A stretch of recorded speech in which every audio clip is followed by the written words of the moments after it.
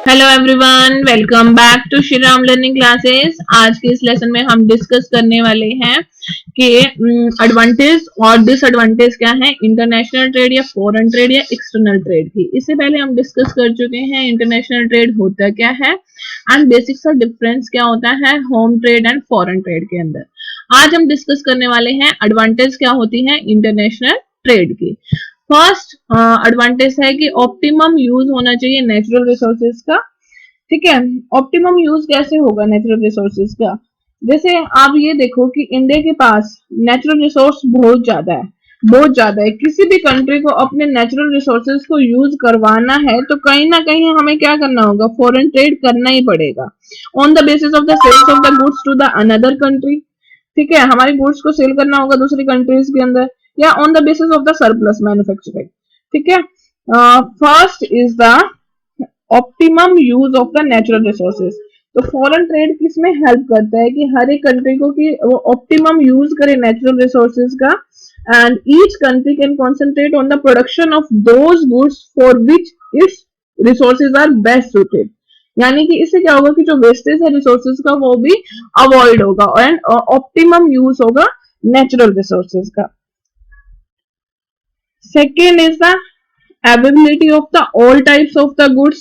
अगर हम foreign trade करेंगे ये भी क्या होगा कि इससे क्या होगा, जैसे इंडिया में जो टी है वो बहुत ज्यादा है तो हम तो इंडिया से लोग क्या करते हैं कि इंडिया एक्सपोर्ट करता है टी का एंड दूसरी कंट्रीज वाले इंडिया से टी को मंगवाते हैं। तो इससे क्या होता है कि हर जगह पर जो भी चीज नहीं है वो अवेलेबल हो जाती है, हर टाइप्स के गुड्स हैं वो अवेलेबल होते हैं। ठीक है, ये भी एक बेनिफिट ही है फॉरेन ट्रेड का। इससे क्या होता है कि it enable a country to obtain the goods which it can not produce और which it is not producing due to the higher cost. Means जिस कंट्री के अंदर वो जैसे चाय है उसका प्रोडक्शन करता है इंडिया, तो कोई और कंट्री है वो प्रोड्यूस नहीं कर पा रही। अगर वो प्रोड्यूस कर रही है तो कॉस्ट है वो बहुत ज्यादा आ रही है, तो वो क्या करती है कि इंपोर्ट कर लेती है दूसरी कंट्री से at the lower cost.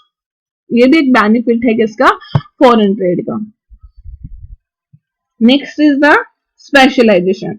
Foreign trade का मतलब क्या है कि वो स्पेशलाइजेशन को भी एनकरेज करता है कि प्रोडक्शन हो डिफरेंट गुड्स की in the different countries and goods can be produced at the comparatively low cost due to the advantage of the division of the labour. Clear हो गया कि जो फॉरेन ट्रेड है वो ऐसा कहता है कि जैसे कि जिस एरिया के अंदर, जिस कंट्री के अंदर जिस जो हम प्रोडक्शन करते हैं कि जहां पर जो चीज है, जैसे इंडिया है वो टी का करता है, पाकिस्तान है उसके अंदर नमक ज्यादा है, तो वो एनकरेज करता है production of the different good in a different country.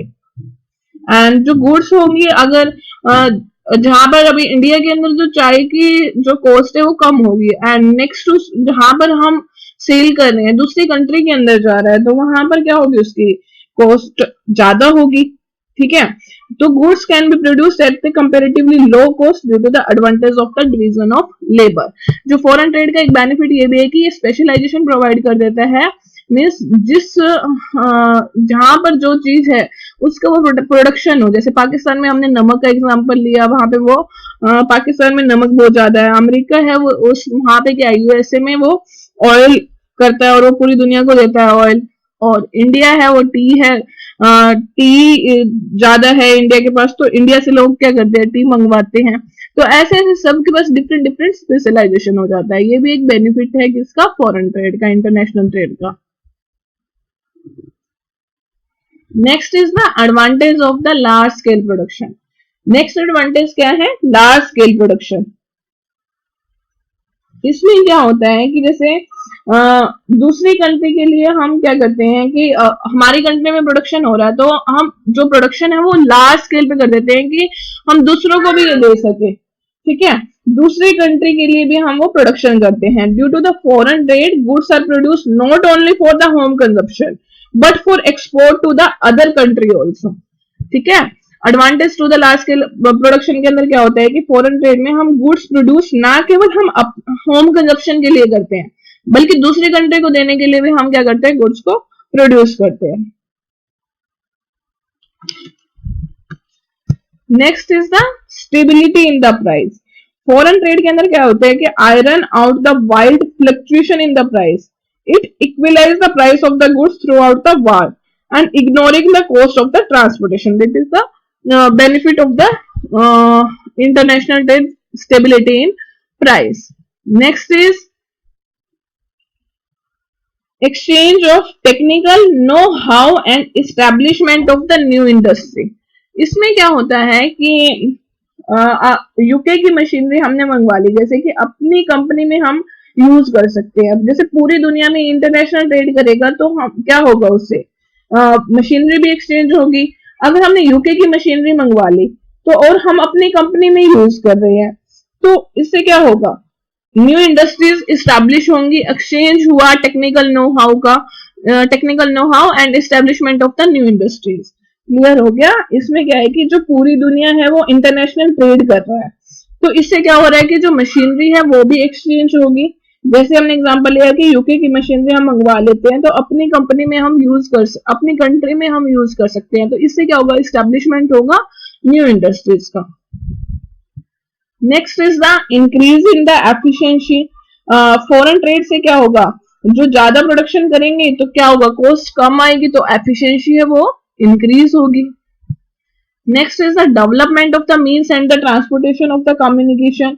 इससे क्या है कि जो फॉरेन ट्रेड है उससे क्या होगा, ट्रांसपोर्टेशन और जो कम्युनिकेशन है वो दोनों अच्छे होंगे, क्योंकि हमारे को दूसरी नई लैंग्वेज सीखने को मिलेगी, कम्युनिकेशन भी हमारा इंप्रूव होगा, डेवलपमेंट होगा एंड ट्रांसपोर्टेशन भी डेवलप होगी, क्योंकि दूसरी कंट्री के अंदर हम जो हमारा गुड्स है वो एक्सचेंज करेंगे। Next is the ability to face the natural calamities. इसमें क्या हो जाता है कि जैसे नेचुरल क्लैमिटीज कोई दूसरी कंट्री अगर वो फेस कर रही है, जैसे कि फ्लड आ गया, अर्थक्वेक आ गया, जो फिर क्या होगा, जो प्रोडक्शन है कंट्री का वो एडवर्सली इफेक्ट करेगा। इस केस में हम क्या कर सकते हैं, तो वो जैसे जिसने जो प्रोड्यूस करना था वो प्रोड्यूस नहीं कर पाया, तो हम वो क्या करेगा, इंपोर्ट कर सकते हैं दूसरी कंट्री से थ्रू द चैरिटी के थ्रू। ठीक है, तो नेचुरल क्लैमिटीज में भी जो इंटरनेशनल ट्रेड है वो हेल्प करता है।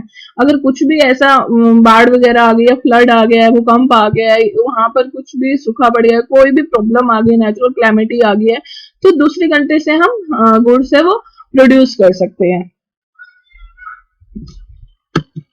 नेक्स्ट आप देखते हैं कि इसके डिसएडवांटेज क्या क्या है।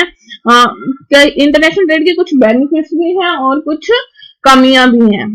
First, economic dependence. Economic dependence का मतलब क्या होता है कि हम डिपेंड हो जाते हैं कि अगर जैसे पता है कि पाकिस्तान में नमक मिलता है तो हम पाकिस्तान पे डिपेंड हो गए, अमेरिका से हमारे पास ऑयल आ रहा है तो हम यूएस पे डिपेंड हो गए ऑयल के लिए, तो इससे क्या होता है कि इकोनॉमिक डिपेंडेंस हो जाता है।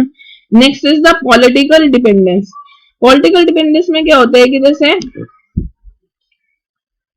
पॉलिटिकल डिपेंडेंस में क्या होता है कि जैसे कि जो ब्रिटिशर है वो इंडिया के अंदर आए as a trader and ultimately उन्होंने रूल ओवर कर दिया India for a long time, that is called the political dependence.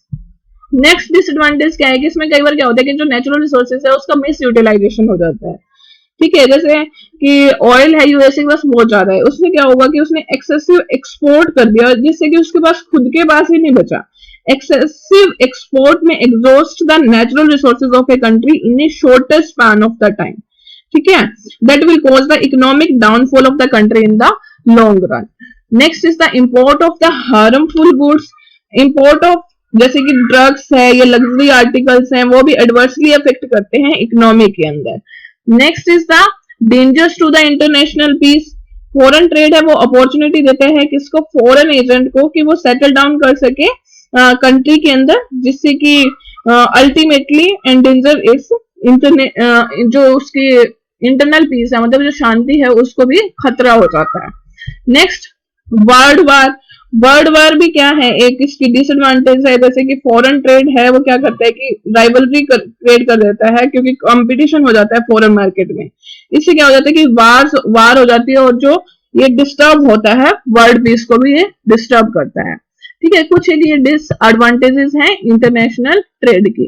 This is all about the advantage and disadvantage of the international trade. Thank you.